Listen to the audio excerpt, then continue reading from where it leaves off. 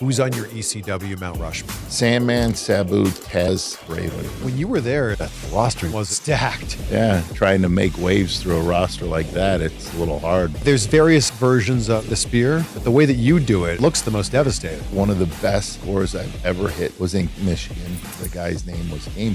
It was so gnarly. What was that final episode of ECW like? I didn't think it was going to be over. A conspiracy theory that WWE was funding ECW at the time. I'm sure they were giving them some money to keep going. What do you think of the prime years of TNA Wrestling? It's hard to pin. Maybe the whole overall product. Well, my friend, it's so good to see you again. Well, great to see you. And we're in a beautiful studio, and congratulations. Thank you. Although the last interview that we did, which was 5 years ago, that was one of my favorite settings ever. Yeah. We were at Big Daddy's Boatyard. Springtime. Yeah. That was so cool. And I mean, it's crazy to think that Rhino owns a marina. Yes. And I don't want to pat myself on the back, but we sold out the last 3 years. So. Pat yourself away. Yes, that's incredible. Yeah, right. So a lot of hard work, and you know what it's like when hard work, and when it pays off, it's very rewarding. So, but are you doing like the hands-on stuff at the marina too? Oh, Jesus. Yeah. Like what? Some days I just think, why did I ever buy a marina? Especially when you're yanking those dock posts out for the wintertime. Because, if the ice will get a hold of the dock posts and they'll push the docks up. So then in springtime, you got to pound them back down in the muck. And it's terrible. So, yeah. Are there people that come by Big Daddy's Boatyard and they didn't know that Rhino owned a marina? And they're like, wait a second. At first, now I'm just part of the scenery. It's like, oh, that guy again. You're not keeping up on that grass. Geez, there goes my phone. Who's calling you? What's going on here? This could be big news. There we go. Yeah. Oh, you know what? What a rookie getting mistake. Called for the Royal Rumble right here on the show. Hey, bulk to Rumble, cut to Mania. But yeah, I have no idea. Actually, it's probably a dock. I just missed the sale on a dock for the springtime. But were you a big boater? Is that where? Oh yeah. Actually, since we did that interview, I purchased a 1969 Lyman. Had to put a new bottom in. Took it up to my buddy's shop up in Algonac, Michigan, which is was the home of Chris Craft Boats, and little history there on boating. But people are like, what the hell is a Chris Craft boat? They're actually still in business. I think Winnebago bought them, and they're in Florida. So they've been in Florida since the late 60s, early 70s. So anyways, I took the boat up there. We put a bottom in it, and it's sitting in my yard right now for the wintertime. What a boating lesson we just had. I know. Thank you so much. And something else, never buy a wooden boat. So they're especially where you live. Right. There's a lot of maintenance, and not as much as you may think, but it's well worth it when you're going out and you're getting all the looks and stuff. You brought me presents here. I bought you presents. I'm going to open this up on camera. What did you bring me? You brought me a beanie, or what we would call in Canada, a toque. Yes. This is a toque from Insane Wrestling Revolution, which you're also wearing the hoodie for. Yes. Actually, you brought me two of these. I only grabbed one, but you brought one for my wife. Yes. That is so kind of you. We were looking for a shirt for our little girl. Yes. And then we got another one. Okay. Wow. I love a guest that comes bearing gifts. So thank you. And then we've got the Rhino shirt. Gore. It's just very kind. You were wearing the Big Daddy's Boatyard t-shirt. Someone put it over and was like, hey, I'm coming across, and it's popped up on my news feed, and I was wearing it in the Zach Gowen interview. Yes. Yeah. And I'm like, oh yeah, that's Chris. I know him really well. He's a nice guy. And but anyways. You have not aged at all in the last 20 years. I try not to. How? So, I joke around sometimes. I tell people, like fans, they'll say that when they're coming up and getting autograph pictures and stuff at the gimmick tables on the independents. And I tell them I take a little shot of, embalming fluid once a month. And they're like, they actually think, and I sell it like I actually do this. And then I tell them I don't, because I don't want them to go and try to find embalming fluid and drink a shot once a month. It'd probably kill them on the first shot, but who knows? But what's the secret here? Because it's not like you're, oh geez, it's a hard life. It is. Lots of water, which I don't drink enough water, but the guys in my family, they aged well. but they didn't live long. So, I mean, I don't mean to laugh about that, but no, it's just, I think Italians, they age pretty well. So, and then, yeah. So, well, you kept your hair. I think that's important. Yeah. The hairline's going back a little bit. I don't know. It looks pretty good. Yeah, but it'll stop. Yeah. You are a very large man. I mean, I've known you for years, but every time I see you, I'm like, man, I'm shocked at how you're as wide as you are tall. Yeah. And I mean that with great love. Oh, yeah. That's another Italian thing. You're like a cylinder. Joey Styles came up to me. He goes, I never knew your middle name was Guido. I go, yeah. He goes, so you're a Paisan? I go, yeah.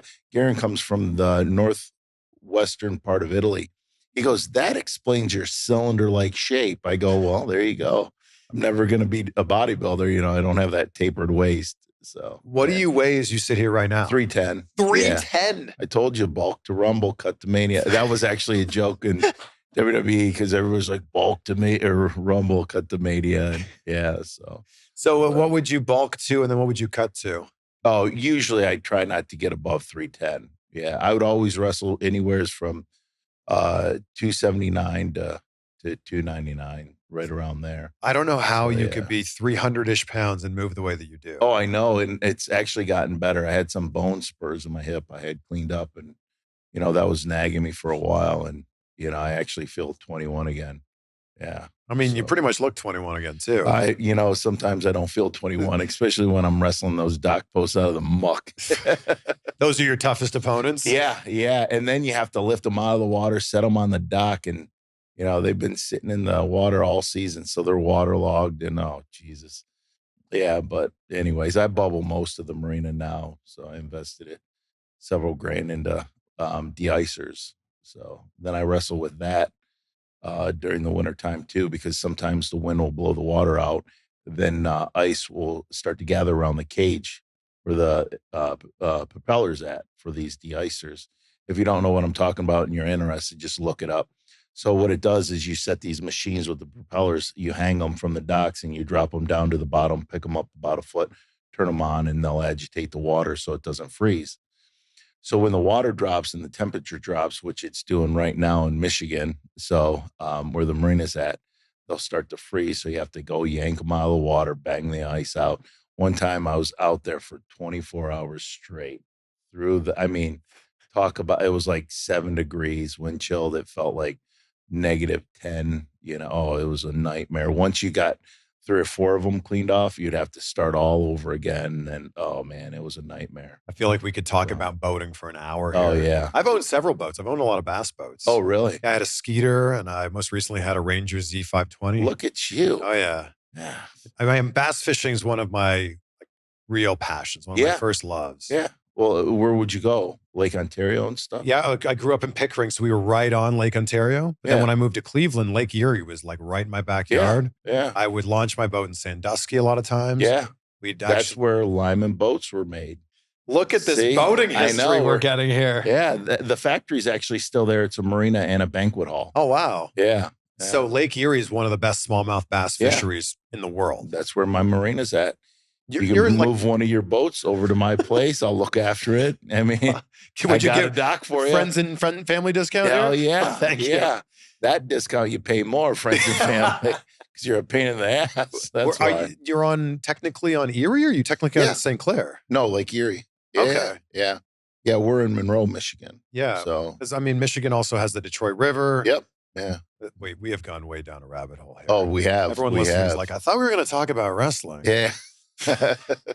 Quick time out from this conversation because I need to tell you about Mud Water. If you're a coffee drinker, listen up. Mud Water is a coffee alternative with 4 functional mushrooms and only a fraction of the caffeine of a cup of coffee. You get natural energy without the jitters and without the crash of coffee. There's the ingredients right there on the side of the can. Yeah, no mud in Mud Water. It doesn't taste like mud either. It kind of tastes like cacao and chai came together and had a baby. And the thing I love about it is it's all day energy, so you don't find yourself reaching for that second cup of coffee in the middle of the afternoon. And Mudwater is giving you $20 off when you subscribe at mudwater.com/CVV. They're also going to throw in a free frother and a free coconut creamer, which is amazing. So go to mudwater.com/CVV. That's MUDWTR.com/CVV to save $20 on your subscription. Which you still are doing. You're not just wrestling dog posts. Yeah.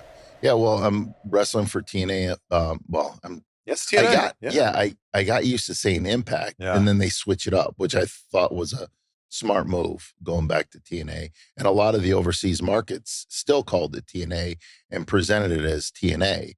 And I actually sat down with Scott D'Amore and I asked him why's the move back to TNA, and he explained to me.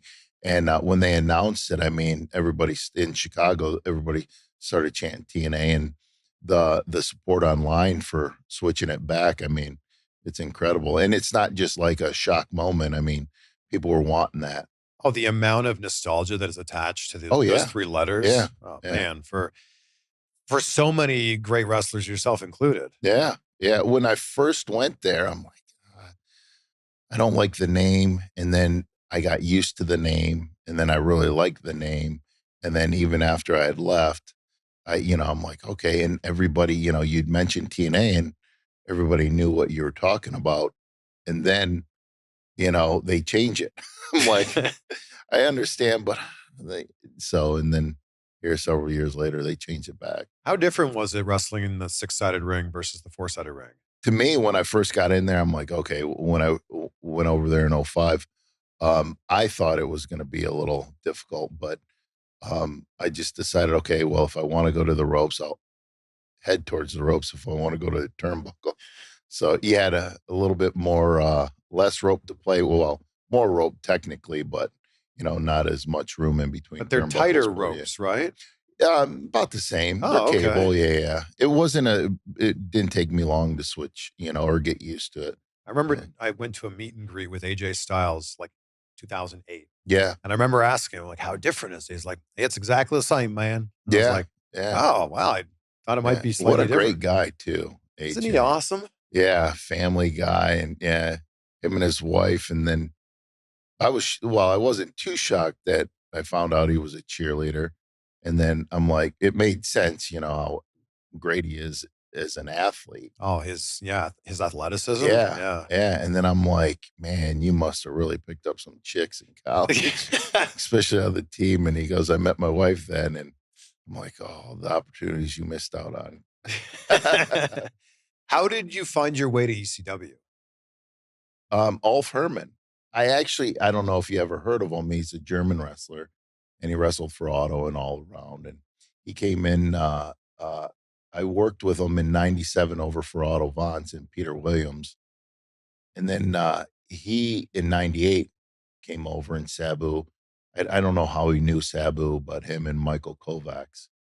So then back in 98 season started up, I was asking him a lot of questions. Oh, so you're over there. And I just thought it was blood and guts and everybody bled and everything was hardcore. And no. So, I give him credit, So he got me in touch with Pee Wee, the referee, and then which was him and Sabu would travel and all that, and kind of like Sabu's young boy.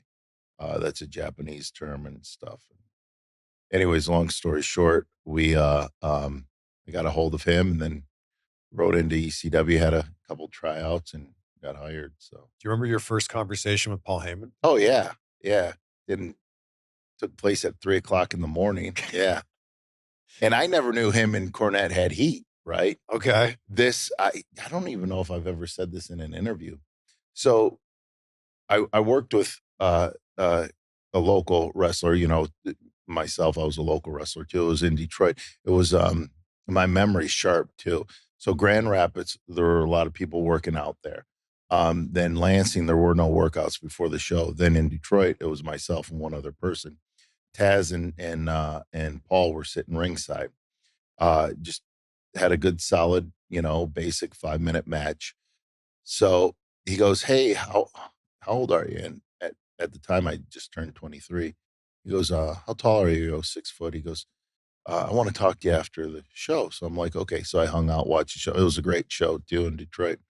And that's when Sid came out and he choke slammed, I forget, over the top rope through a table. It was cool. it was cool as shit. And I don't know if we can cuss. But, Of course you can.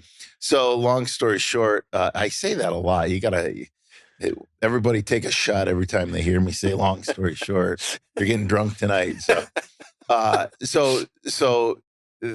afterwards, they do all the promos. And then Paul's like, hey, I want to have a talk with you. And I remember it like it was yesterday. He was standing there and we're in this hallway. It was an arena at the fairgrounds, Detroit fairgrounds. And then the locker rooms here. So he's like, hey, did you ever try going to WCW or WWF? At the time, it was WWF. And I go, well, I'd send stuff to WCW and never hear anything back. Cornette got me a tryout, really liked, in 98, the summer, and this is January of 99. So I go, nothing came of it, the camp and all that. So it was with Dory Funk Jr. And so he goes, I go, Cornette really loves my work. And he literally looks off to the side. He goes, we agree on something, and looked back at me, and I didn't know what that meant. So Pee Wee told me, he left around 1:00. He goes, I got to tap out. I got to go home. Call me right when you get home. Let me know what Paul says. So after the meeting, Paul goes, you want a job? I go, yeah. He goes, you're hired, blah, blah, blah. You'll start next week. So I called Pee Wee, tell him I got hired. I go, one thing. I go, and I told him what I just told you about him and Cornette. He goes, oh, they got big heat. I'm like, well, I'm glad I can bridge that gap of heat. They agree on something, so. When you were there, like, the roster at ECW was stacked. Oh, yeah. Stacked. Yeah. Trying to make waves through a roster like that, it's a little hard, but you're working with a lot of great guys. Tracy Smothers was actually the first one to tell me to spear someone. It was my first match, too. And I went to Tracy and I said, Tracy, I go, I don't want, and Adam Copeland, Edge, started doing it in WWE. And you'd hear some of the crowd say Goldberg, but not a lot. And I go, I'm afraid they'll think, the boys in the locker room, that I'm stealing someone's stuff if the crowd starts chanting Goldberg. He goes, I didn't ask you what you think the boys will think of you or the crowd. I asked you if you could do a spear. And I said, yes. He goes, okay, hit me with it then. And a couple people chanted Goldberg, but nothing major. And it was just felt so natural. I did it one other time before in 96, not saying it's mine. Goldberg got it over. People did it all the time. Some people did it before that, but he's the one that put it on the map, and Adam was using it before I was. And so I just have a different version. I'm a little lower center of gravity and my leg strength. So that's what I say the difference is. There's no difference. Fans are like, oh, is there a difference? I'm like, yeah, lower center of gravity and more leg strength. And they're like, oh yeah. I'm like, there's really no difference. Well, the thing is, the way you do it is so different that it has a different name. Right. Well, here's the thing. Paul gave it the name to Joey, and I'd use it. I wouldn't use it as a finish. Steve Lombardi gave me as a finish. And now that I'm one of the old veteran wrestlers, when you're younger, you're like, oh, that guy don't want it. That old veteran don't want to do this because he wants to be lazy, or he doesn't want to take this bump or that bump. And, and as you become that veteran, you realize, because of all that time you put in, you're helping them out. Right. So I'll get back to Lombardi. So I'd hit him with because I would use a pile driver as a finish in ECW. Then when I went to WWF, or WWE, it was F at the time, you couldn't do a pile driver, only Undertaker. So, and that was a blessing in disguise, because my back would have been tore up. Sure. So I hit, I would work with Steve on the live events. And this is important for younger guys to work with veterans. And then I'd hit him with a spear when he come off the ropes, or a gore. And then I'd pick him up and do a TKO. So I settled on a TKO for a finish. And he goes, and I'd always use the gore as a cutoff. And it would get a good reaction. And then he goes, why don't you just cover me after you gore me? And I go, this motherfucker, shit, I shouldn't have. It's okay. Okay. So I go, he does not want me to pick him up and take a TKO. But he said, you get a better reaction off of that. Then you're going to pick me up and do a move that gets no reaction. Yeah. And I didn't know what a setup would be for a TKO. He goes, and plus you can hit it on anybody. So I'm like, okay, he doesn't want to take the move, but whatever. So I just started doing that as a finish, and it just built from there. And I figured I'd do the thing in the corner, you know, for a setup, because people would have setups and stuff, and belly to belly or a spine buster before that. And so, but yeah, so that's listen to the veterans. Right back to the conversation in just a second, but a big thank you to Blue Chew for sponsoring this video and just supporting the channel in general. Blue Chew is a unique online service that delivers the same active ingredients as Viagra, Cialis, and Levitra, but in chewable tablets and at a fraction of the cost. And the best part is it's all done online, so no awkward trips to the doctor, no weird conversations when you're at the pharmacy. You sign up at bluechew.com, and then when your package arrives, your package arrives. Blue Chew wants to help you out in the bedroom. Even if you don't need help in the bedroom, my goodness, it really helps to take things up a notch. Go to bluechew.com, use that promo code CVV, and your first month is free. You heard me right. That promo code CVV gets you your first month for free. You just have to pay $5 for shipping. It's Blue Chew. Chew it and do it. How much did Paul Heyman yelling "Gore, Gore, Gore" on commentary I think that's what helped to really put it over? That's what really got it over. Because it wasn't just a spear then. No, it was something different, and how he would say it. And he said people would come up to him and yell that to him, like fans in the back and or wherever. Yeah, they would yell that to him. So, which was pretty cool. I mean, the thing is, you run through people. Yeah. There's various versions of the spear, but the way that you do it, I think it looks the most devastating. Yeah. Well, and plus, like the tables and stuff like that. It's just, you know, I had something then like in ECW, and then I'm like, okay, what can I do to, you know, put like extreme into it? If I use a table, can I do it through a table? And I gored Sandman, his wife, through it. That was fun. Yeah. And then his wife, ex-wife, the mother of his children. Yeah. So a few of his children. You put her through a table. Yeah. I gored her right through a table. And you pile drived her through a table. Yes. That was actually my first pile driver through a table. My God. Off the ring apron. Yeah. So. But what was that conversation like? Hey, I got this great idea. Is this you or her? Me. Okay. Yeah. Oh, it wasn't a good idea for her. Hack's in the background going, "Oh, it'll be great." Hack, Sandman. Yeah. That's Sandman's nickname. But I guess his brother gave it to him when he was a kid.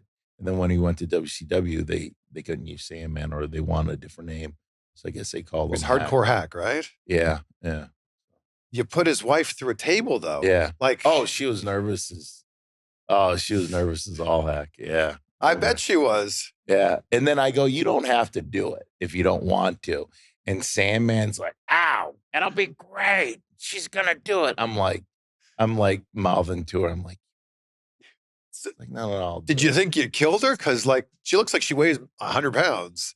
Yeah. And I think she weighed about 100 pounds, but she got dinged up a little bit, you know, hands and arms and stuff. But for the most part, she was okay. Oh my gosh. Yeah. So I tried to take care of her.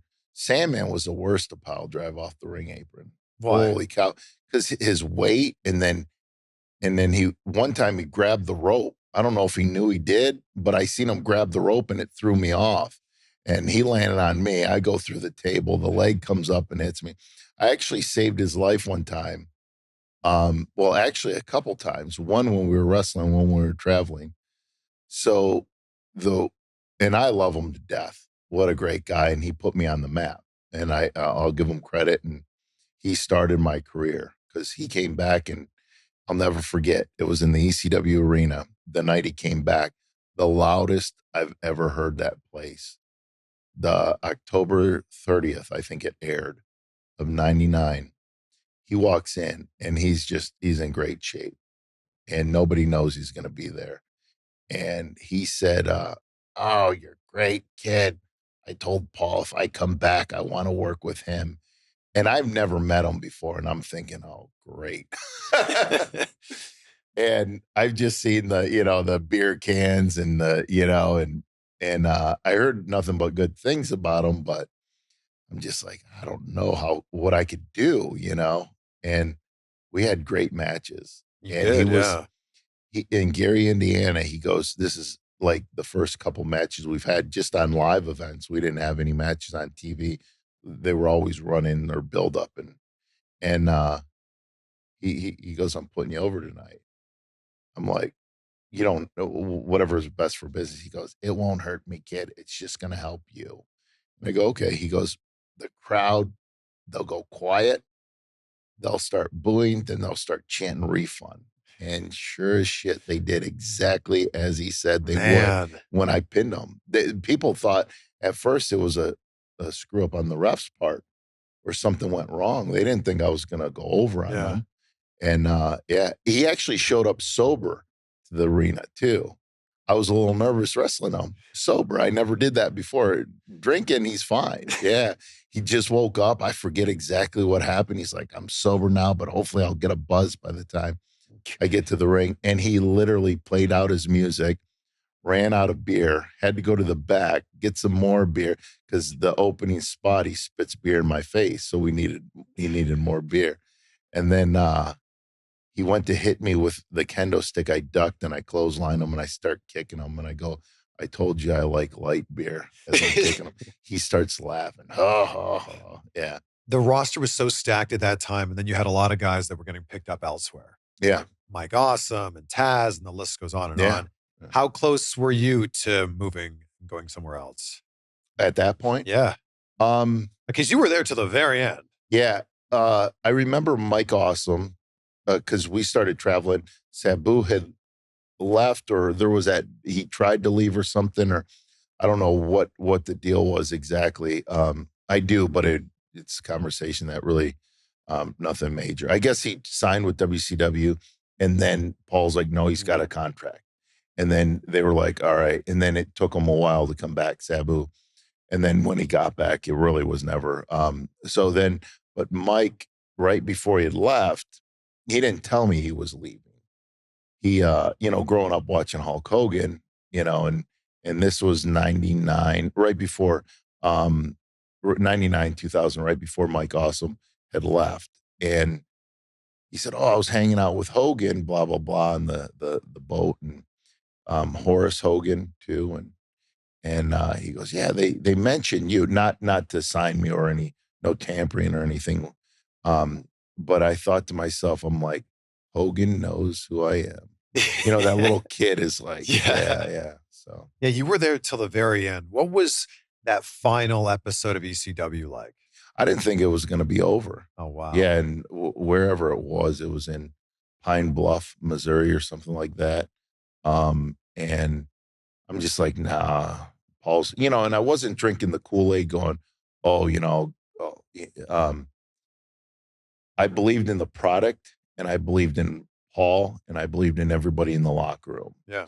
So if that's drinking the Kool-Aid, then I was. But if you told me Paul Heyman, farted rainbows, I wasn't gonna, drink the Kool-Aid enough to say, yes, he does, But if everybody working hard for that product and he was working on something and he might have had something come through like a TV deal or something that, I was probably 50-50, okay, he might, but he might not. So Tommy Dreamer told me a conspiracy theory that he thought WWE was funding ECW at the time.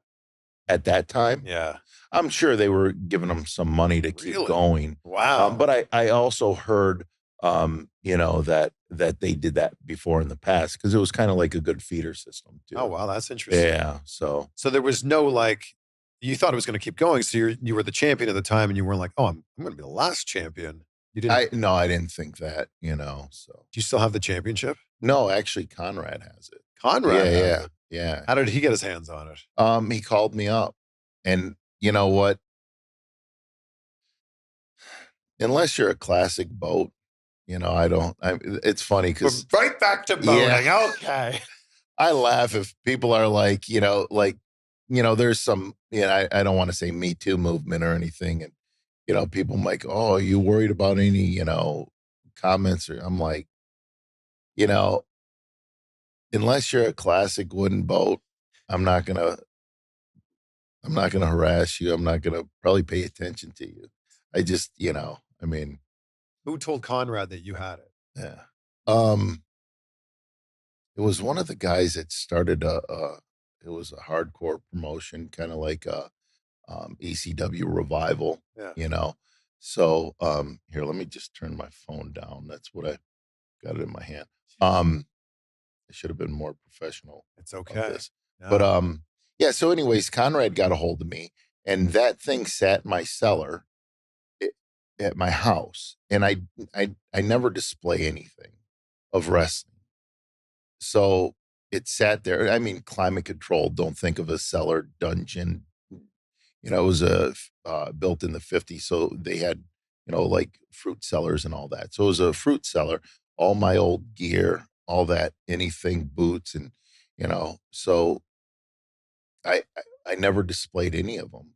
So he got a hold of me, and he told me about his collection and everything. And I go, well, make me a deal. And I didn't need money or anything. And I go, if you ever decide to sell it or need to sell it, give me first crack at it. Sure. And he said, yeah. So wow. So that's and he actually he goes, because I was kind of like, and then he showed me the display case, and it's actually pretty cool. And he actually sent me an exact replica of that. Whoever made that belt, he had him make one, and he sent it to me. Yeah. So the ECW championship was not burned live on Impact Wrestling. Oh, no belt was harmed in that. What was in that? What was in that bag? It was a TNA belt. Yeah. So that didn't get burned. No. Oh. No. What happened is, if you notice I noticed there was a cut.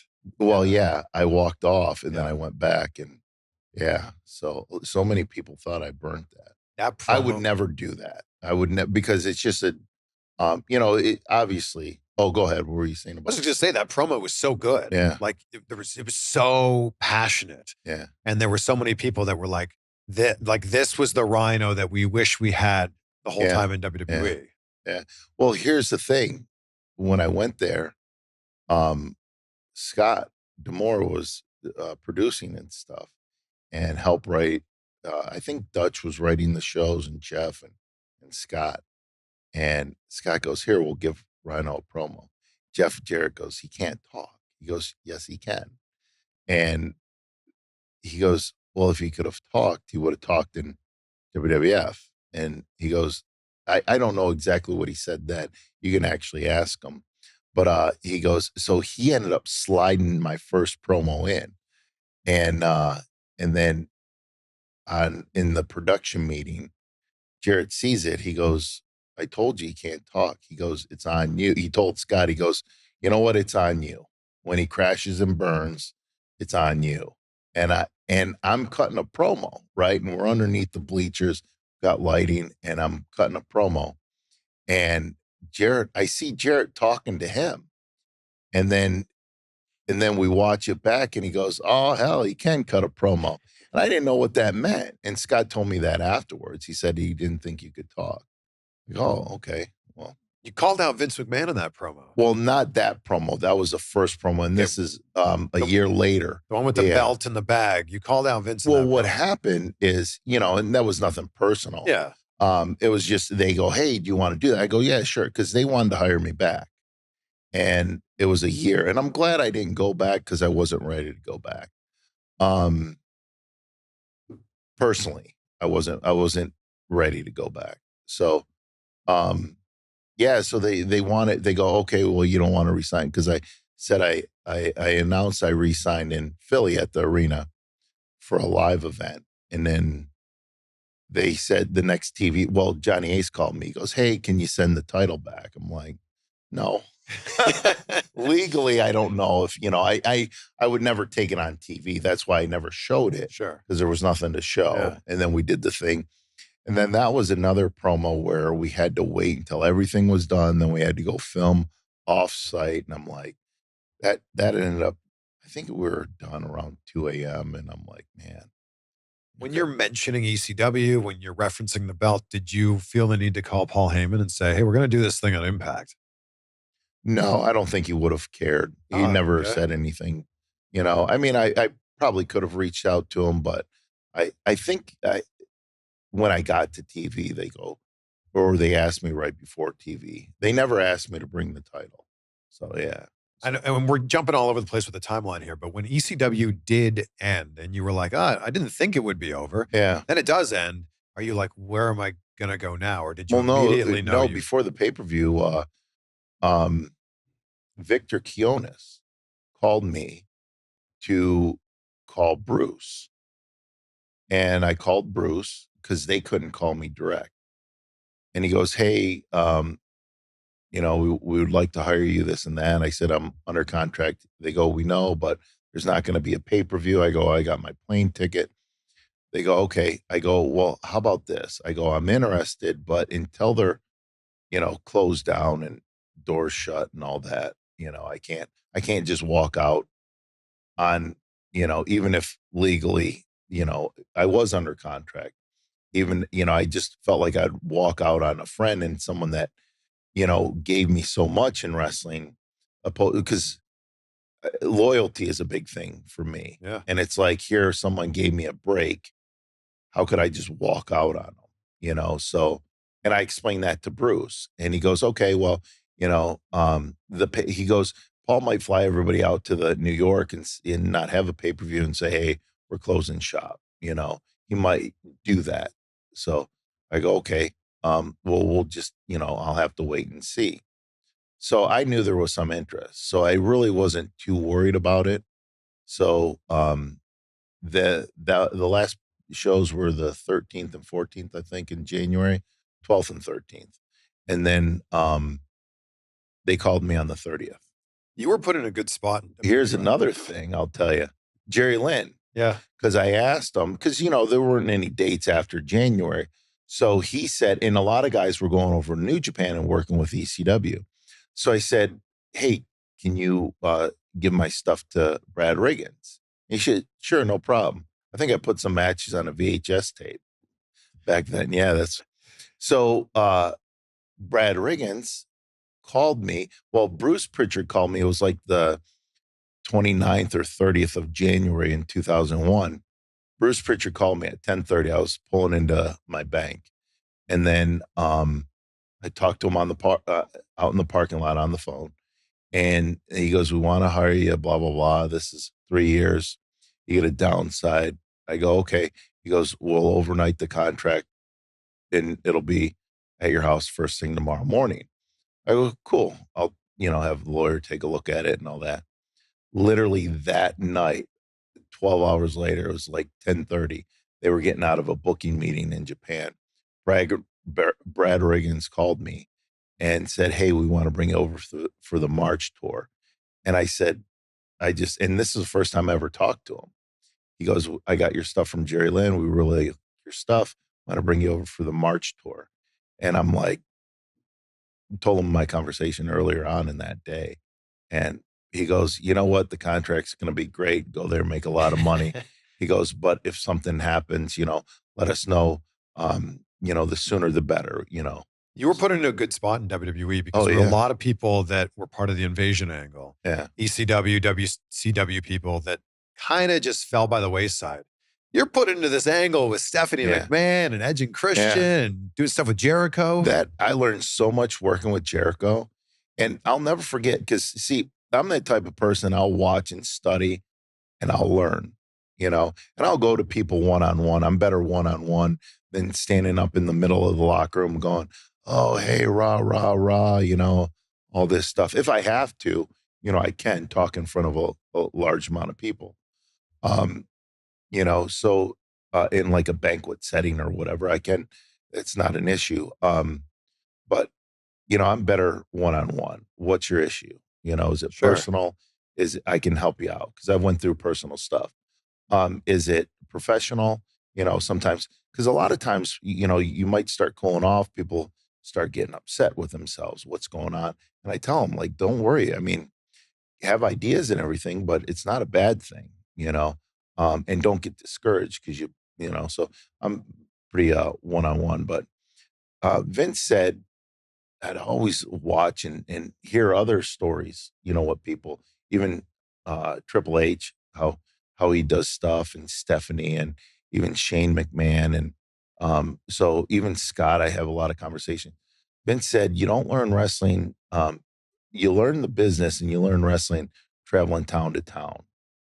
You talk about it, this, over dinner, or Denny's, I should say. You don't know when your dinner's going to be. Not Waffle House? Wow. Right, Waffle House too. So, but I learned so much from Jericho, after the shows and stuff before I started working with him in the ring, and just with Edge and Christian, and we'd all get together and we'd all meet up at a Denny's or a Waffle House or something, and then I learned so much. And then when I started wrestling them, especially with the Stephanie McMahon, where she was the owner of ECW.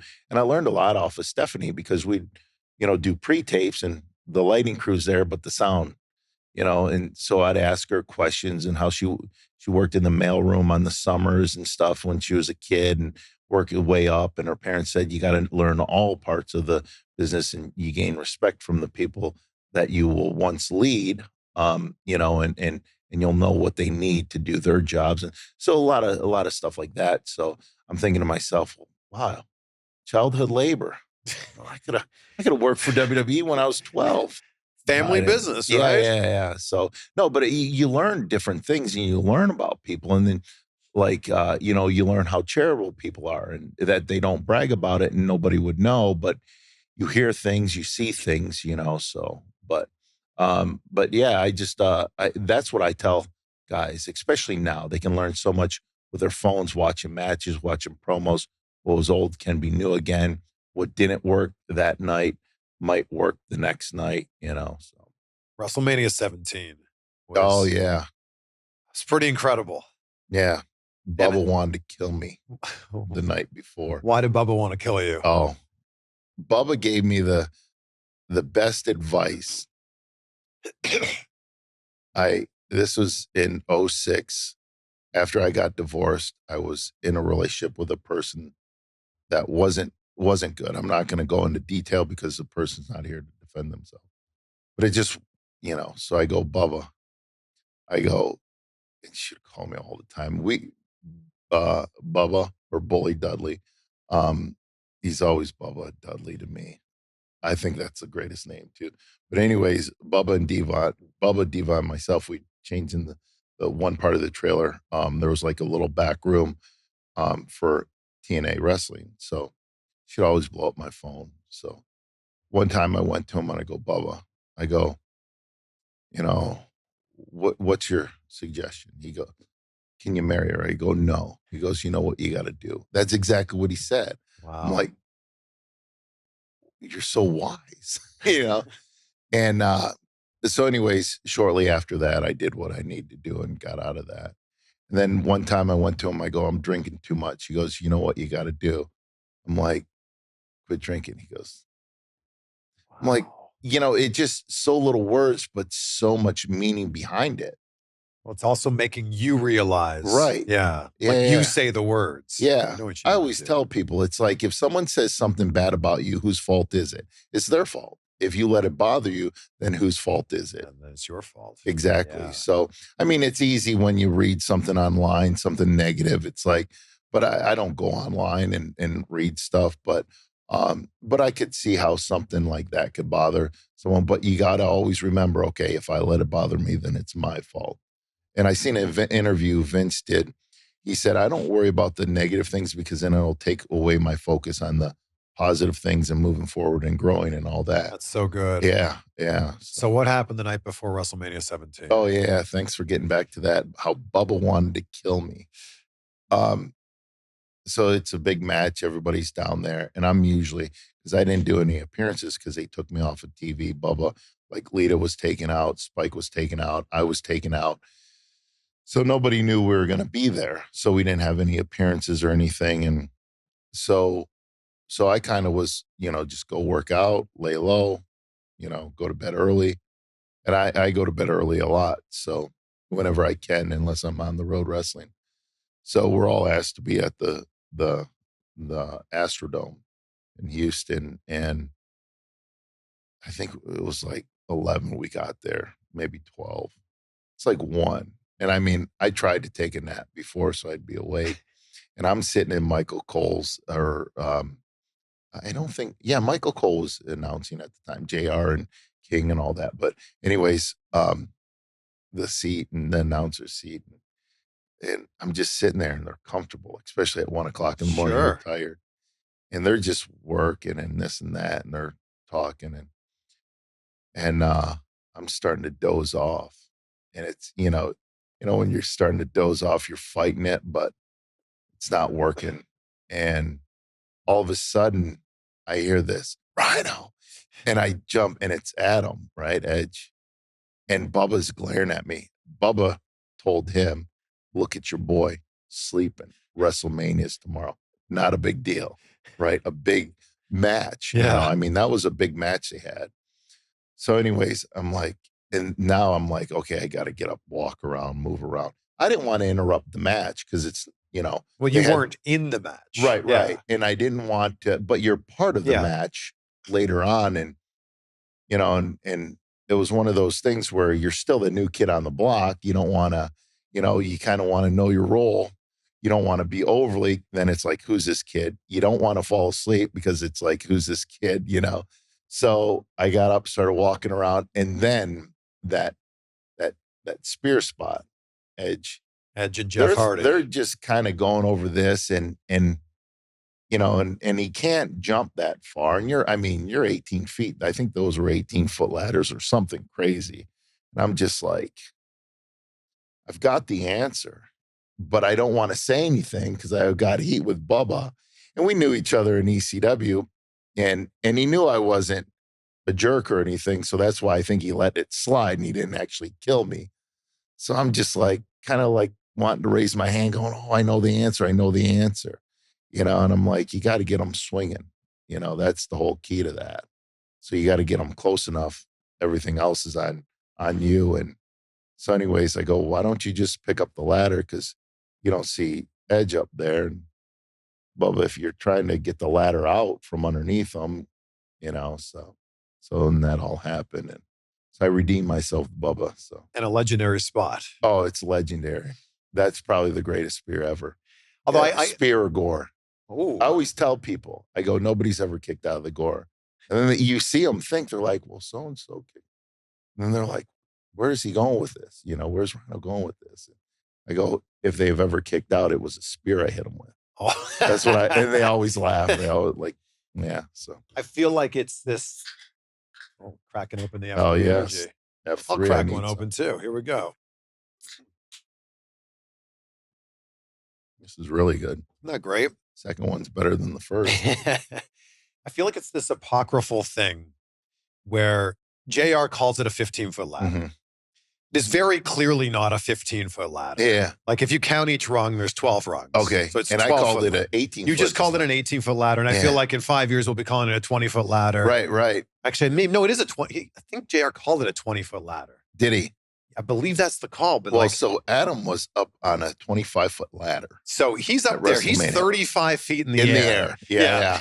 I'll tell you, when you're up there, you surely feel like. And I get it, but if you pause it as he goes to climb the ladder, he's half the height of the ladder. So Edge is 6 foot and change. So it's clearly a 12-foot ladder. It's like 6'3", I think. Okay, so it's clearly a 12-foot ladder because you count the rings. Each rung's 1 foot, 1, 2, 3, 4, all the way up to 12. Yeah. I pointed this out on Twitter last year, and people were so mad at me. They're like, who cares how tall the ladder is? I'm like, well, he called it a 20-foot ladder. Now, when they said, who cares, did you let it bother you? No, not really. Okay, good. I'm it's obvious. It's obviously not a 20-foot ladder. That doesn't take away from the spot. You want to hear something else funny? So it was on Raw. Vince goes out, cuts a promo that I'm going to be wrestling, or someone's going to be wrestling 275-pound Rhino. And then someone announced me, Paul might have said I was 285. And then the announcer said I was like 265 or 270. And at the time, I think I was about 270. Yeah. So the announcer got it right. I remember as a kid, I thought it was gospel, like the height, the weight, and all that stuff. when I got into wrestling, a lot of my childhood was really damaged. Yeah, like Hulk Hogan, when I first seen him, the only time I've never brought it up to him. You know, I've talked to him several times. We usually talk about boats, believe it or not. And anyways, the last WrestleMania I was involved in, I think it was in New Orleans. We talked boats. We actually talked quite a bit. But anyways, he likes the offshore ones. I'm more of a cruiser. He lives in St. Petersburg. Right, Yeah. right. Or Clearwater Beach. Yeah. Right. So he can afford the gas. Those take a lot of gas. Yeah, those offshore. My buddy, this is back in 2007. It would cost him $1,200 to fill it up, premium gas. And that's like a weekend. And if he ran it wide open for 2.5 hours, it was gone. Jeez. Both tanks. So you're saying when you met Hulk Hogan and he wasn't 6'8", you were like, well, no, that didn't really bother me, right? Because I knew that, but he was drinking beer in the back. That messed me up. I justified every beer. So it was the pay-per-view July. It was Macho Man wrestling Ric Flair for the title main event, Dayton, Ohio. Not O'Hare Arena, but Hare Arena in Dayton, Ohio. And I wrestled there in ECW. And so later on, but this was in 1995. I was there to, just do a job. So ended up not working, but sitting in the back watching the monitor. And he wasn't wrestling that night, cracks a beer. I'm like, what is this? I've actually looked it up a couple years ago. He was 44 years old. Yeah. So it's still. So you're like, if Hogan could crack a beer. Well, no. I didn't think that. I go, he never said anything about beer. He said, train, say your prayers, and eat your vitamins. Yeah. He never said anything. When I was a kid and I seen in the tabloids, it was his son's birthday party or something. And someone snuck a photo or whatever. And I'm like, he has a family? I was blown away. I'm like, okay, I get it. He has a family, married, but I thought he was fighting Nikolai Volkov, Paul Orndorff 24/7. There was no time for family. You're kind of happy for him, but you're also like, why isn't he fighting these guys? I thought 24/7. It's like, let's get the Russians. Let's get the Iron Sheik. Yeah. So as a kid, I'm like, okay, maybe he's a little human. And then when I was 19 at the time, when I'm down there doing jobs, and I'll never forget. I'm like, okay, well, he's over 21, he's got abs, he's lean, because I'm working out at the time, and beer has empty calories and all that. And then I see him crack another beer. So I'm like, you know what, too? My dad used to drink. He could drink 18 and not get a buzz, whatever. And so then he's cracking a third one. I'm like, okay, how can I justify this? And then that was when Big Show, he was sitting in the crowd. They'd pan to him, and then he would get up and leave. So he comes back. He's wearing his trench coat. Hogan offers him a beer, and Hogan can tell I'm looking at him right out of the corner of my eye and stuff. And he obviously knew I was a fan. And then you didn't go up to anybody and talk to him, tell him you're a fan. But after the 6th beer, I just said, you know what? Screw it. I'm done justifying this guy's bad behaviors. Yeah, Well, the thing was, Hulk Hogan wasn't drinking those beers. Terry was drinking those beers. Oh, yeah. Well, he was in his gear because he came halfway down the aisle, then they pushed him back in a match. Yeah, they told us that, here's another thing. See, Scott booked us for this. And he's like, just go there, shut up, do your job, listen, speak when you're spoken to. And because he knew Jody Hamilton and Terry Taylor and all that, and he'd go down there and do work, and then he'd send a lot of his students and stuff, and he never took a cut from us. So anyways, I think Penzer would take a booking fee. I just found out not too long ago. So anyways, but it was a couple bucks here or there, but so yeah, so learned a lot and everything, and it was good. And then they said, you're not going to wrestle tonight, but we might need you as security.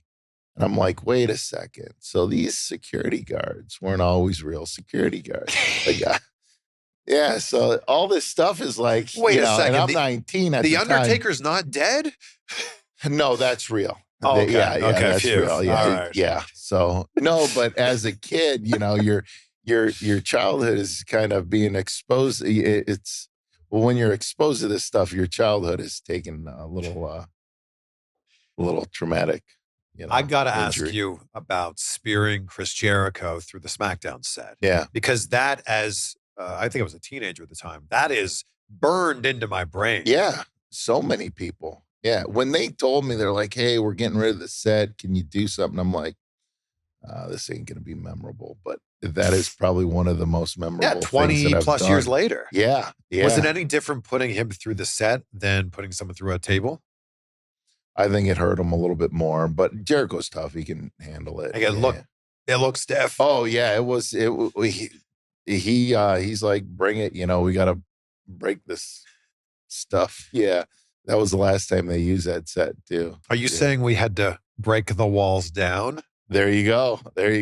Getting back to Jericho, like if I had a promotion, I'd hire him because you learn so much from him, and the guys in the locker room learn so much from him. He's just a wealth of knowledge. Yeah. What's the conversation you have with somebody before you give them a spear for the first time, before you give them a gore for the first time? This is going to hurt. Yeah. But and that's it. Drink an F3 energy. You'll be fine. Is that really it? It's like, I'm really going to give this to you. You know what? Believe it or not, one of the best gores I've ever hit on someone was in Cadillac, Michigan at the WEC Center. It wasn't for WWE. WWE used to go up there a lot in the 90s. Then they grew out of the building. And then we went back there. They just added it to a loop. It was sold out. Big Show and Ray were in the main event. And it was for an independent group. We had probably about 900 people there. And Sabu was on the card too. And the guy's name was Game Boy. Right? I still see him. A really cool dude. And I don't know what it was, but you could probably find it out there. It was so gnarly. I literally thought I was sending them to the hospital. Look, my editors are the best in the business. They will find this clip. Find it. Game Boy. This was probably about 10 years ago. It was, I don't know what the gods were shining down, and he ended up being all right. But yeah, it was like it's one of those, you're like, no way. You rewind it, watch it, rewind it, watch it, rewind it, watch it, so.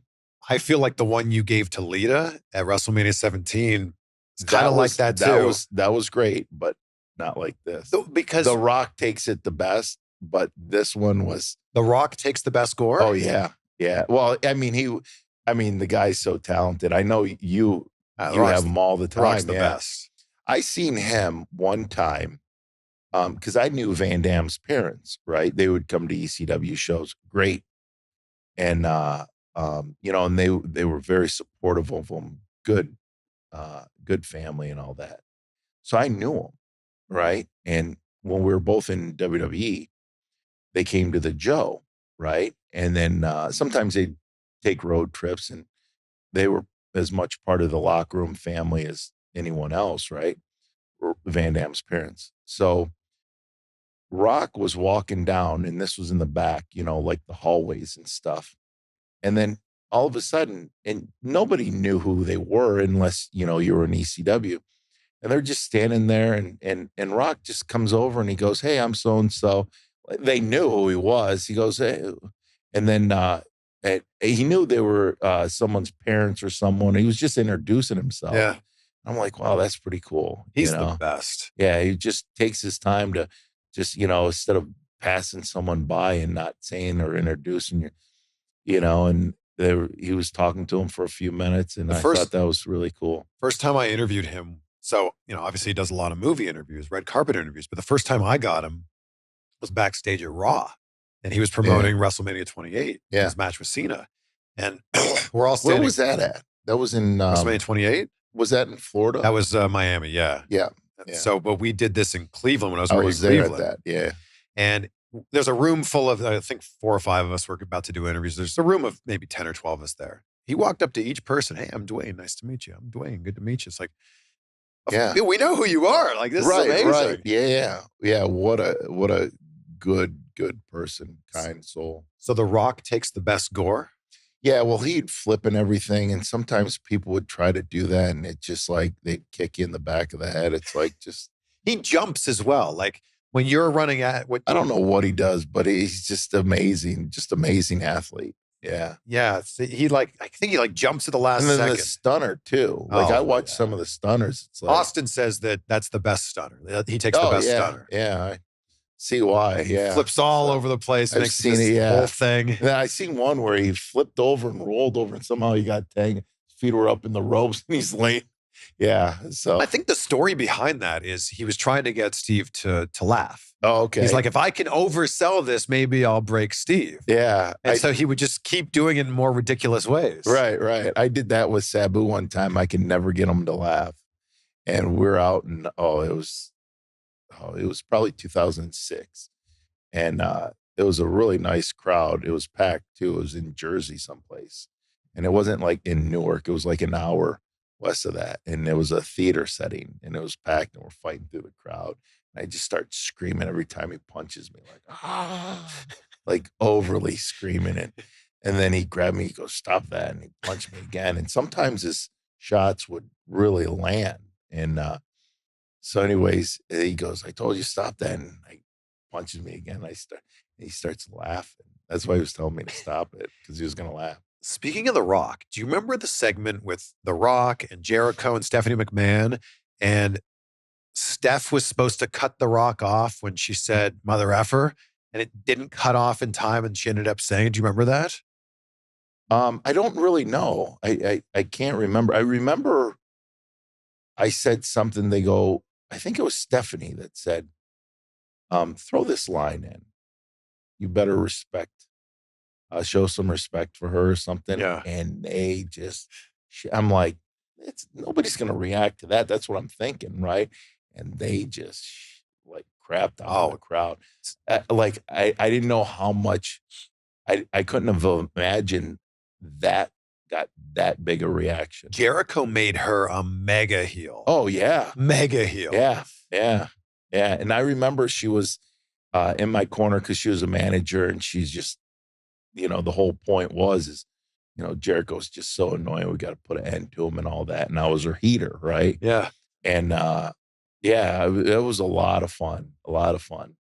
By the way, have you seen AJ Styles recently? Have you seen since he returned to WWE? No. How long was he out for? Like 6 months or something? He's gigantic now. Yeah, that's what everybody says. Yeah. He's huge. Yeah. I only ask because you worked with him so much in TNA. Yeah. Oh, I remember when he turned heel in TNA, and then he would go to do a dive, and people were like, yeah, they're cheering. And then he'd stop, and then he'd flip the crowd off. And he would get so much heat for that. And yeah, he learned how to work a heel. That's like Trey Miguel.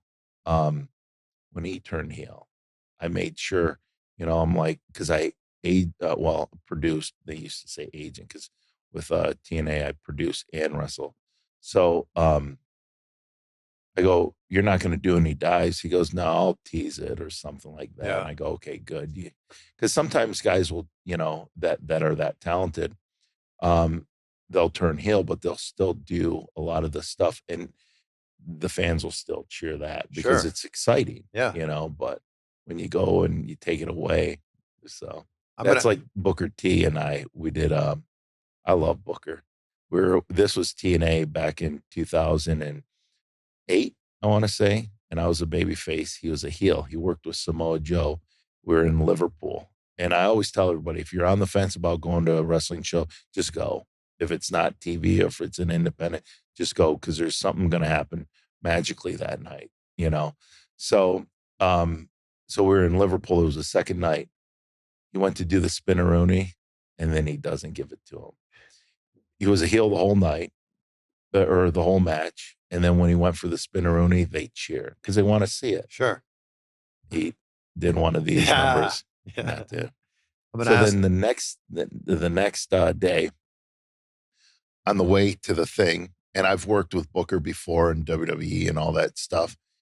I go, Book, can you do that again? And then afterwards, I'll hit you with a spine buster. Just give me the floor, and if you don't mind, I'll do the Spinnerooni. He was thinking, but he trusted me enough. You could tell in his thought. He didn't say no. He was thinking, and then he's like, you know what? I trust this guy. He goes, okay, go ahead. It was the worst Spinnerooni in the history of Spinneroonis. but it was one of those things where even I made a full rotation. I think I ended up on my head somehow, but he went down for it, right? And the people were like, okay, the fans that were there the night before, because it sold out so quick, we had a second date. And it was probably about a arena that sat like 25 to 3,000 people. So both nights were sold out. And for some reason, our match, we're like third. It was just the people were loud for the whole card. But for our match, for some reason, they were just electrified, like tenfold. And anyways, so he goes for the Spinnerooni. People are like, okay, he's going to do it tonight. And he did the same thing. He came to get me, shot me off. I went under his arm, pulled him in, spine buster. He rolled off to the side. And then I just went down for it, and they came alive. And then I did like a rotation. It was just the worst one. Kind of ended up on my head. I didn't know what I did. I would like to see if there was video out there. And then Earl goes, Rhino, you did it. Because I landed and then I popped up like how he finishes. Yeah. If it would have been a good Spinnerooni, it wouldn't have been better. It was better that it was terrible. Yeah. And then Book, the next night, he goes, Rhino, did you ever have a crowd react to you like that? And I said, every night, Book. He laughed. And he actually said, he goes, that's one of my top 5 favorite matches. Wow. Yeah. And yeah, that's one of my favorite matches. I'm going to ask you something that might be difficult to answer, but what do you think of the prime years of TNA wrestling? You know what? It's just they put out such a good product now, a great product now. But it's only been TNA again. Right. For, right. Basically with Impact, right now. I think with Joe, AJ, Daniels, Unbreakable. How good yes. was that match? So you're going my favorite 05. was Shark Boy and Curry Man. Okay. Yeah, nobody's heard of Curry Man lately. Yeah, what's he up to? I don't know. Jeez. I'd like to book him. Yeah, great. for one of my shows. He's very talented. You know what? I thought that was the best. Every time I'd see that.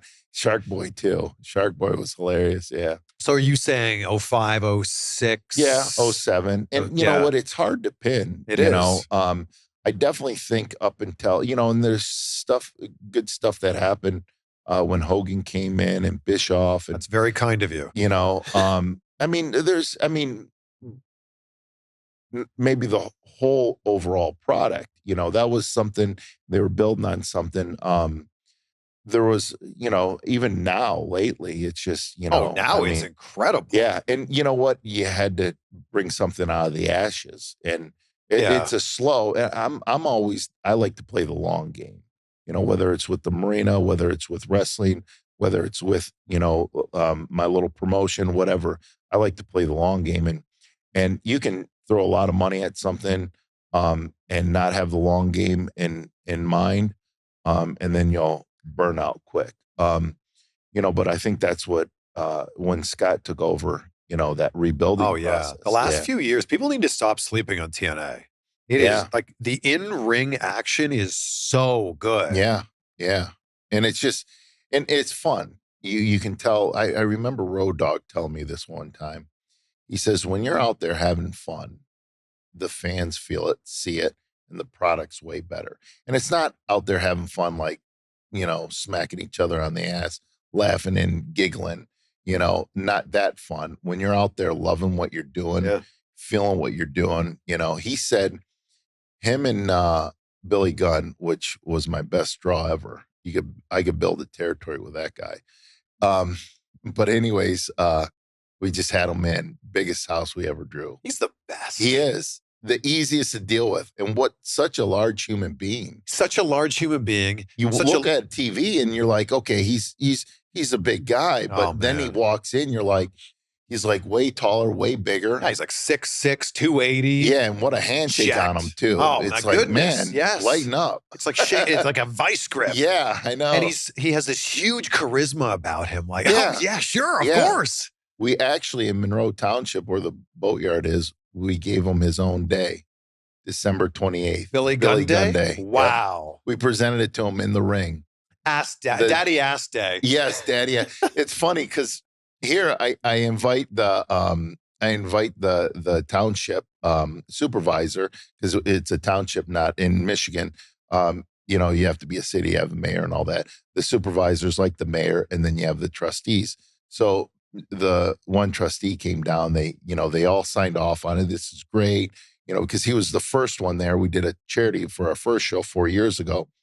And then, and all this stuff he does, and they go, oh, he's a great guy. They read up on him, and yeah, we'll make him a day. We don't have a key to the city, so we'll give him his own day because it's not a city.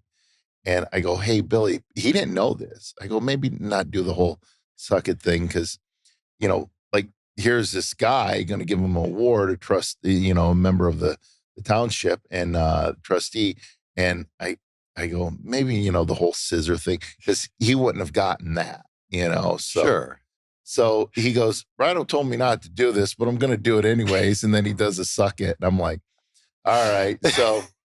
So then Sami Callihan was in the match, right? So it was a 6-man tag. And Sammy goes, Rhino told me not to do this either.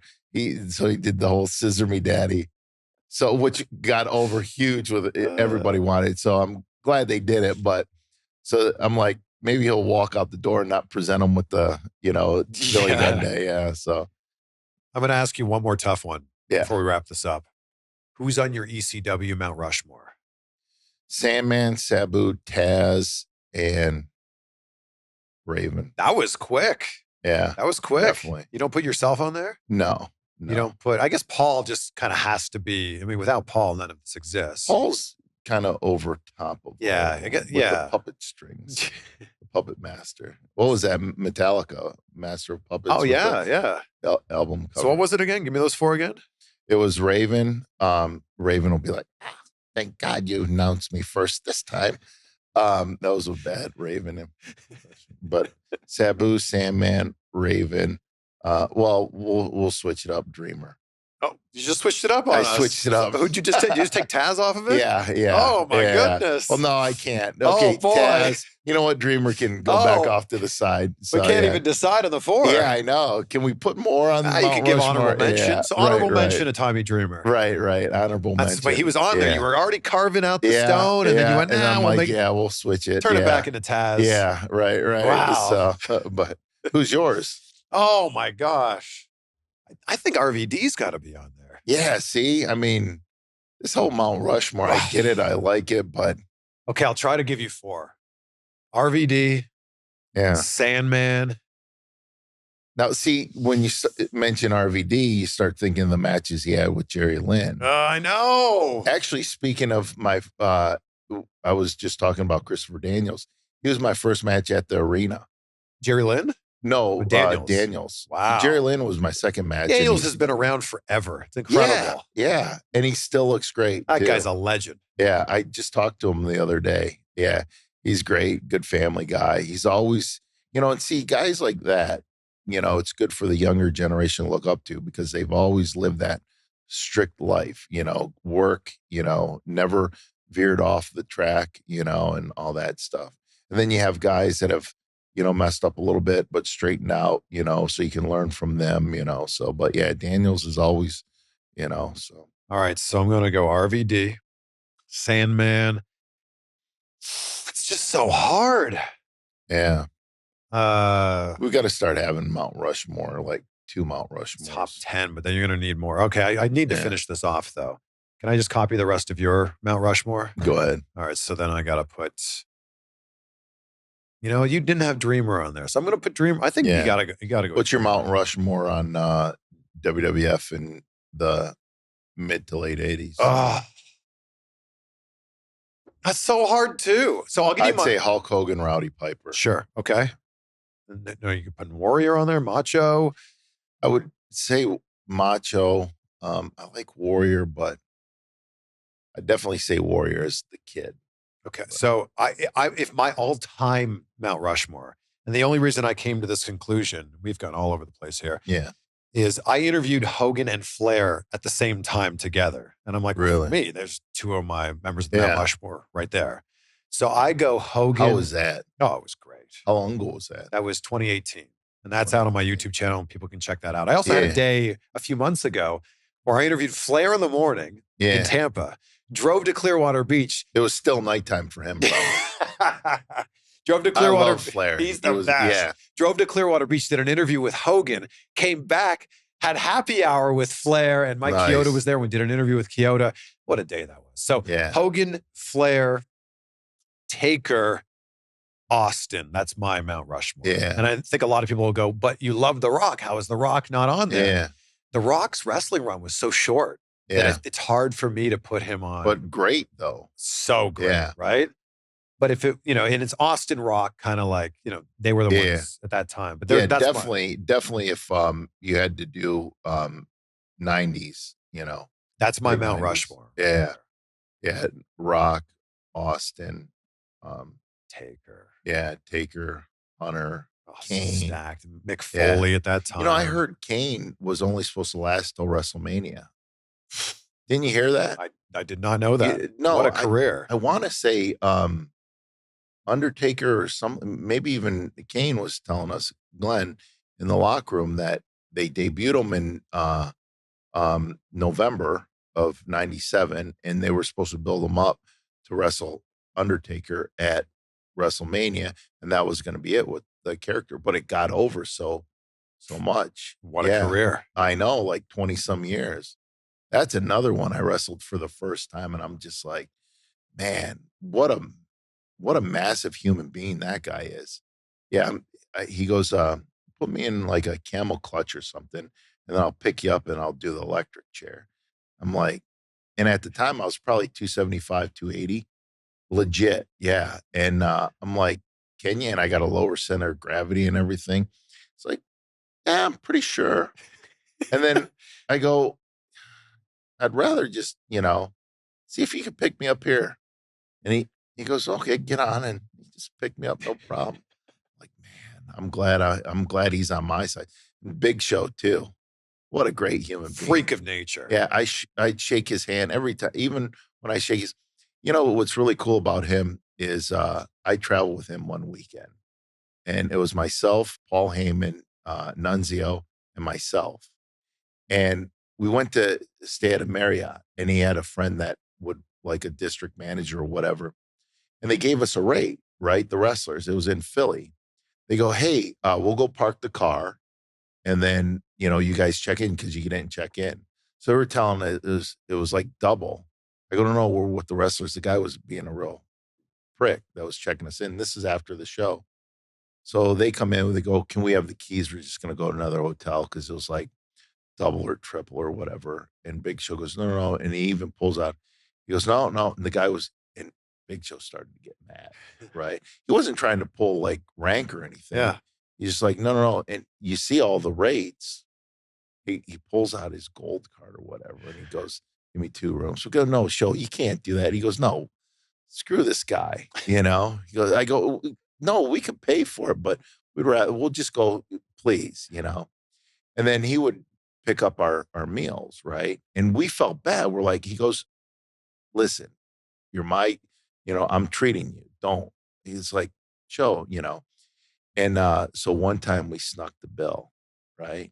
And we were all sitting at the bar because there was no seats. So we just pulled up a chair and we just eat our meal, and we give our waiter the Iggy, And so anyways, I'll never forget because I'm sitting on the end. It's Nunzio, then Paul, and then Big Show. And then he asked for the bill. He goes, they took care of it. And he looks down. Oh, if looks could kill. He goes, I thought he was going to blow a gasket. He goes, thank you, but never ever do that again if you eat with me. And I'm like, man, what a cool dude. And it was cool because they let me drive too. I love driving. Yeah. So, but I could listen to you tell stories all day. Oh man. I mean, Terry, you're the best. You're the best. I'm going to be at this for 30 years. It's incredible. 29 years in March. Do you think about hanging it up? You know what? I think I've got, seeing that I got the bone spurs cleaned up. I mean, I feel great, like just night and day difference. Like I wish I would have done it years ago, but I like helping out the younger guys. I like producing. I like the player coach, but I love doing independence. Just because you're interacting with the fans. And for some reason, I don't know what it is, and I'm not tooting my own horn. I never do. People freaking like me. I think Rhino's an easy name to chant too. It's true. Like no matter how you Y2J spell is, it. yeah. And people just, when I wrestled with Heath, sometimes, because you had a stacked card and they like to get a lot of people on the road working. And sometimes I wouldn't get in until the end.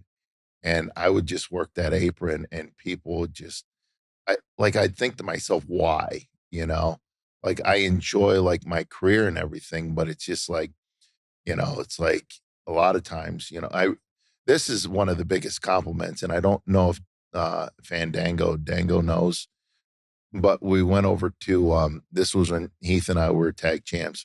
We went over to Saudi Arabia. This is before they did the big shows, right? They went over one time before, and this was like a year later. So my first time there. And then it was like 4 teams in a tag match. It wasn't an 8-man tag, but so I don't know why the crowd, they were just louder than normal, even back here. And they're usually loud over here. And even on indies and all that stuff. But so anyways, we did the thing and then we come back and there were little locker rooms. And I go to walk in to where Dango and a lot of the guys just to thank them. And Dango goes, man, good thing Rhino was in that match. And I'm like, wow, that's a compliment. I go, hey guys, thanks and everything. And I didn't know what it was, but maybe it was because my first time there and they've watched me and, years prior. But, and when I'm on the independents or even at, because you get to meet the fans. When I see a father come up with that, watch me in ECW or watch me put Jericho through the thing, they tell their son. And they, because, and I heard Triple H say this several times, wrestling is a generational thing, so it's that bridge. Like I can't take my daughter to Comerica Park and have her watch Kirk Gibson play. Sure. Or I can't take her to a Wings game and have her watch, right. Yeah. Or Darren McCarty or, but with wrestling, sometimes you can do that, and then the great thing about the network is they can go back and watch a lot of your stuff. Yeah. That's why I don't cut my hair. I hate my long hair. I've hated it probably for the last 20 years. But when you have it down, you look like a total badass. Right. But I don't cut it because people don't want to see me with short hair. Yeah. Whenever I seen like someone I liked as a kid and they would change their looks and stuff like that, I'd get a little upset. Few wrestlers can do that. Yeah, like Jericho can do it. Yep. Matt Hardy could do it. Yeah, Edge. Edge can do it. Yeah. Very few people, but still I like my Edge with long hair. I'm not going to lie, but he looks cool as shit with short hair. He does. I mean, he looks cool no matter Even what. Christian can pull short hair off. Yeah. I don't think I could, nor I'm going to take that chance, but I like that fact. And you know what? It's like I can be like, that's something that parents can share with their kids. All right, I'm going to ask you the question that I ask everybody at the end of every episode. By the way, Terry, you're the best. I wish we had done this sooner. Usually I have to pay people to say that. I wish we had done this sooner. It's been 5 years. Yeah, I know. So gratitude's so big in my life. I wake up every day, I say out loud 3 things I'm grateful for, sets the tone for the day. At the end of the day, I do it too. What are 3 things in your life that you're grateful for right now? I'm grateful for God. I believe that's one thing I don't talk about a lot. I would go to church. I'd try to go to church every day. I'd usually make it 4 or 5 times a week. Every day? Yeah, I'd usually make it 4 or 5 times a week. Wow. At the pandemic, that kind of messed up my routine, but I started going again. I'm not really big into, reading the Bible and stuff, but I always I treat people how I want to be treated. And I've learned with the more I devote myself to that, the more I learn patience. When you're younger and plus getting older, you don't have patience and stuff. And you learn not to take things too serious as far as, like, oh, I shouldn't say that. That was bad. You don't take too many things to heart. You know, things are going to work out. Cause like, there was a time in my life where I drank a lot, and then it was funny because I talked to Ted DiBiase. I said, I'm going to stop. And I stopped, and I prayed on it. I was ready to stop. And I don't talk a lot about this because it's not the time. But like 3 years, I just drank so much. I mean, I should be dead. Literally, I would tell you the story. But some people know about it, and I can talk to them one-on-one and say, hey, listen, you're going to go down a road that's not going to be good. So save yourself a lot and don't. And then I quit for like 3 months. I go, I'm going to drink a little bit. And then I go, I can never drink again. Well, I could, but I don't want. Sure. Yeah. Because when you say you can't have something, you want something. So I said, one day I'll drink again. And I haven't drank since 2009. Oh, wow. Yeah. I could go to bars. I could go. Yeah. So I don't know if it's a situational. I don't know if I'm an alcoholic or what. All I know is that's not important in my life, because if I go down that rabbit hole again, it might not be good. Yeah. So, so you got God as number one. Yeah. But I talked to Ted DiBiase. He said, you thought you were in control, and God was like, go ahead. You got it, big guy. And then I'm like, oh, I can't. So I think, and believing, I think. I talked to Kevin Owens at catering, and he said, and this was years ago, I don't know where he's at. We're just talking religion, and he said, the fact that you believe that the fact that you believe that it's real or something, I forget exactly what it said, but it made sense, but so anyways, I don't know where I was going to go with that, but yeah. So, well, that's number one. Religion is this is where I was going to go. Okay. You can have your freedom taken away from you. You can have everything taken away from you. And a lot of times people have been locked up and they were innocent, and with DNA, and they were proven innocent. You can have everything taken away from you, but the only one that can take God out of your life is you. That's pretty powerful, So but I'm thankful for that. I'm thankful for a career that I've been blessed with, even being able to go back to WWE. Actually, Hunter was the one that really pushed for me. Vince said he would never hire me. Wow. I never told, no, Jesus. Do we got a couple more minutes? We got time? Sure.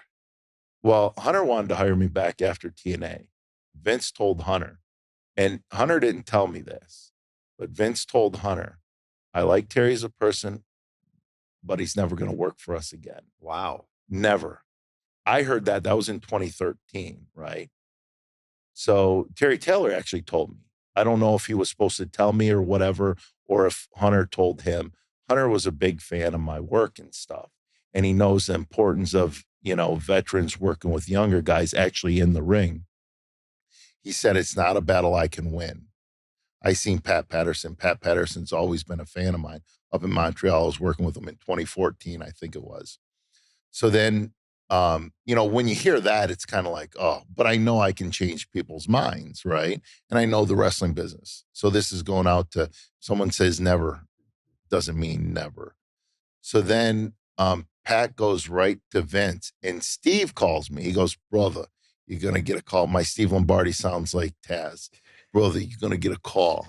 So then, no call, because he goes, Pat went right to Vince. I was there. You got to hire this guy. You got to hire this guy. He's everything. Looks great. Work. The crowd loves him. We need him on our roster. So anyways, nothing, right? So then Triple H everything was going great in NXT. It was the hottest wrestling show out there. So that's when he was running. And Vince likes everything ran through him, because if something fails, he has nobody to blame but him. Sure. Which is totally respectable, and I get it. So anyways, but he likes ideas. So the first time Triple H didn't, or I call him Triple H or Hunter. I have to. I'm old school. So I call everybody by their wrestling names. So he booked me to come into NXT. And when I went out, I worked with Elias, before he came up with that character. People chanted "Holy shit!" It was, I don't know if you ever seen it, but go back and watch it. It was great because I was praying. I'm like, please let him remember me. And I mean, I was wrestling full time. I've never stopped wrestling. Yeah.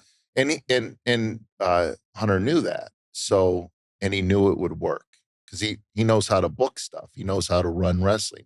He knows how to run a company.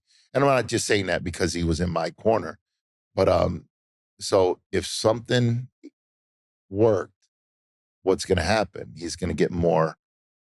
Okay, you don't have to run more things. Not that, he couldn't, just because Vince liked to, make sure. Yeah. So that worked. And then if you notice after that, and I'm not saying I opened the door for like Samoa Joe and all these other guys. All those other guys were very important for NXT, but if he had someone come out and it was going to be a dud, then he wouldn't have gotten, the leeway. You changed Vince's mind.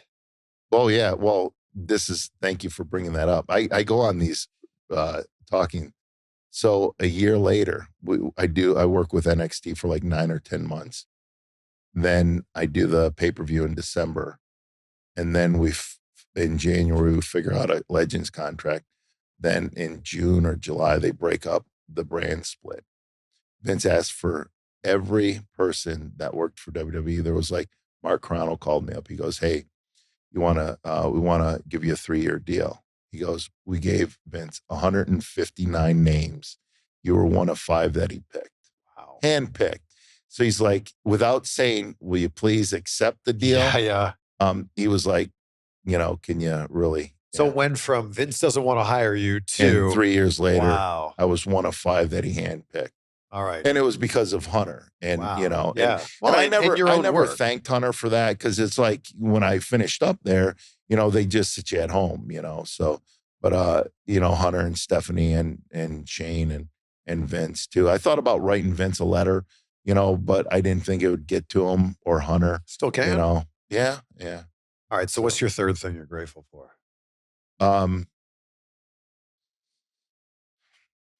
Lake Erie. I don't know. It's just, there's so many things for me to narrow it down. I'm grateful for everybody that comes up to me and talks to me. And, that guy I'm blessed to have a memory like I do. I was walking in because we're promoting a show.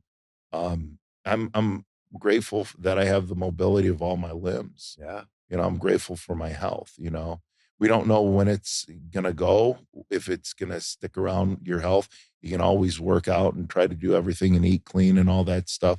But you never know. So every day's a blessing. It's funny because I said this, I go, it stinks getting older. He goes, no, it doesn't. This guy that's a little older than me, when you get an ache and pain, you're always saying that, right? Yeah. And he goes, no, when you quit getting old, they throw dirt in your face. And I'm like, you know what? Getting old's not that bad. When you put it like that, yeah. What a great way to end things. Right. Thank you so much for coming thanks by for here. having me. So good to see you. Thank you for the lovely gifts that we've got here. Yes. And I'm writing that off on my taxes. Cheers. We'll write this off on my taxes. That's a joke. I'm not writing. That's another thing. Pay your taxes. They'll find you if you don't. So.